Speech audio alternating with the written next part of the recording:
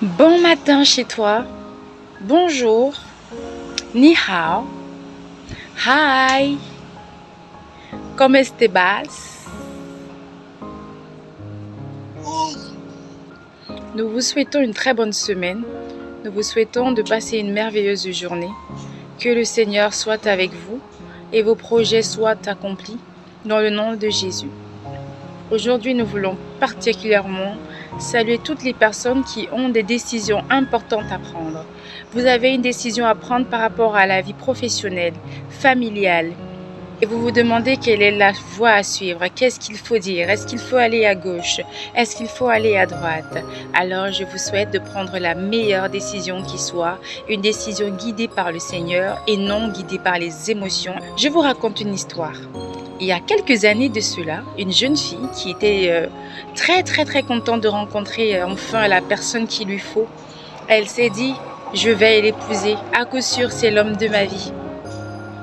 Elle s'est dit « si je suis si malade et que cet homme prend soin de moi, qu'il vienne me voir à l'hôpital tous les jours et qu'il passe des heures entières à mon chevet, alors c'est l'homme de ma vie, c'est quelqu'un qui m'aime ».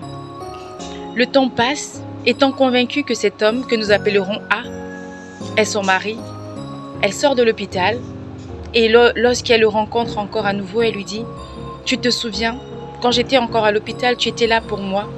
Jour et nuit, tu venais me voir. Tu m'appelais des fois pour savoir comment je vais, si j'avais besoin de quelque chose. Eh bien, je vais te dire aujourd'hui, j'ai décidé que tu seras mon mari.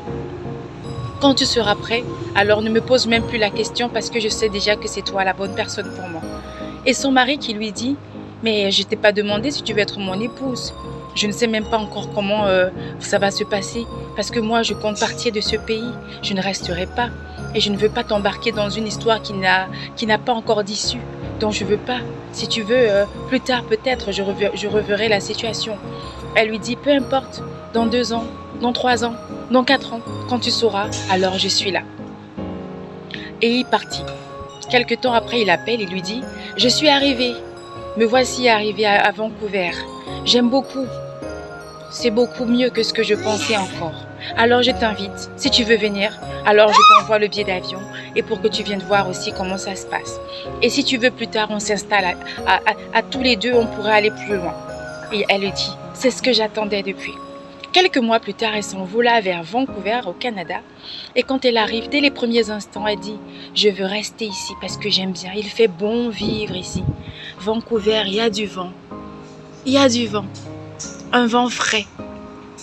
Un vent qui donne envie de rester pour toujours parce qu'il y a la paix, il y a la quiétude, il y a la sérénité. Je me sens si bien ici. » Et alors ce jeune homme lui dit, c'est à ce moment-là, il a compris qu'en fait, elle aussi, c'était la bonne personne. Il a dit, je veux bien que tu sois mon épouse. Le veux-tu encore? Elle a dit, bien sûr. Bien sûr que je le veux. Ils se marièrent. Et quelques années après, elle a été diagnostiquée de la tuberculose. Il a dit, encore cette fichue maladie qui m'avait clouée dans le lit de l'hôpital pendant des semaines. Et il a dit, je ne te laisserai pas. Je ne t'ai pas abandonné il y a quelques années et cette année, je ne t'abandonnerai pas. Je suis avec toi dans les vents, dans les tempêtes, dans les hauts, dans les bas, je suis avec toi. Il a dit, je vais tout abandonner pour être avec toi. Il a démissionné de son travail. Il s'est mis à vraiment prendre soin d'elle dans les pires moments de sa vie, encore une fois de plus. Et après, elle a tout repris, la santé, la forme, le poids qu'elle avait avant. Elle a dit, toi, je ne sais pas pourquoi, mais je sais un jour que je te le rendrai. À l'heure où je vous parle, l'histoire est toujours en cours. Il y a 7 ans qui sont passés. Ils sont toujours à Vancouver et aujourd'hui, ils ont une petite fille qu'ils ont appelée Destiny. Et Destiny, elle a vraiment tout l'amour de ses parents. Elle sait, au fond d'elle, qu'un jour, elle sera docteur, qu'elle sera médecin. Parce qu'elle a compris que si sa maman aujourd'hui est encore en vie, c'est parce qu'elle a été bien suivie. Et non seulement ça, parce que Jésus, le docteur Jésus, il a mis sa main. Alors cette famille aujourd'hui rend grâce à Dieu pour la main mise dans leur vie depuis le début. Et aussi parce qu'elle a pris la bonne décision. Alors je te souhaite à toi de prendre la bonne décision cette semaine, cette année, ce mois, afin que tu aies un avenir et de l'espérance, comme la promesse de l'Éternel qui est écrite dans sa parole, dans Josué.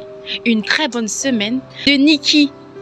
Soyez bénis dans le nom de Jésus. Amen.